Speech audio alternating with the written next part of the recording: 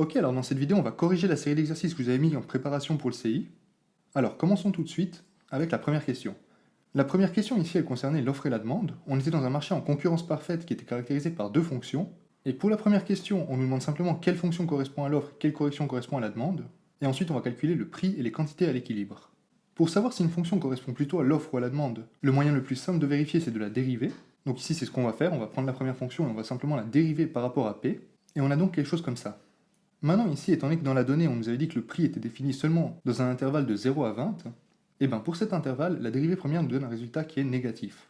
On aura donc la pente qui est négative, et ça veut donc dire qu'au fur et à mesure que le prix augmente, les quantités diminuent. Et ça, c'est les caractéristiques de la demande.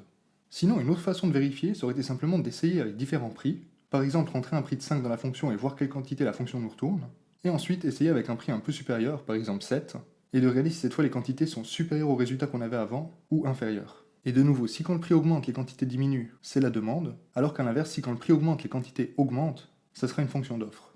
Donc maintenant, l'autre fonction, théoriquement, ça devrait être l'offre, on va quand même juste vérifier. Du coup, comme pour la demande, on va simplement dériver la fonction par rapport à P.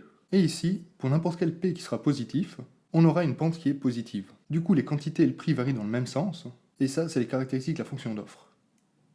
Maintenant, au point B, pour trouver le prix et les quantités équilibrées, on va simplement égaliser notre fonction d'offre avec notre fonction de demande. On aura donc quelque chose comme ça. Ici, ce qu'on peut faire, c'est qu'on peut développer le carré du côté de la demande et tout passer du même côté.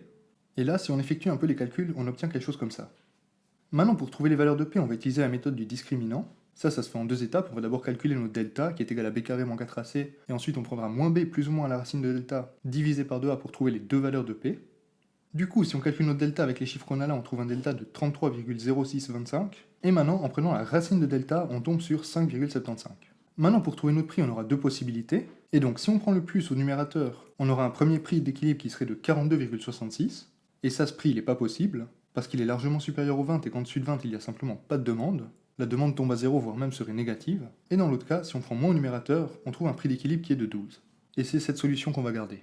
Ensuite, une fois qu'on a le prix, on peut très facilement trouver les quantités d'équilibre. On va simplement entrer ce prix soit dans la fonction d'offre, soit dans la fonction de demande. Ici, je l'ai fait pour la fonction de demande, c'était plus facile, et on trouve des quantités d'équilibre qui sont de 16.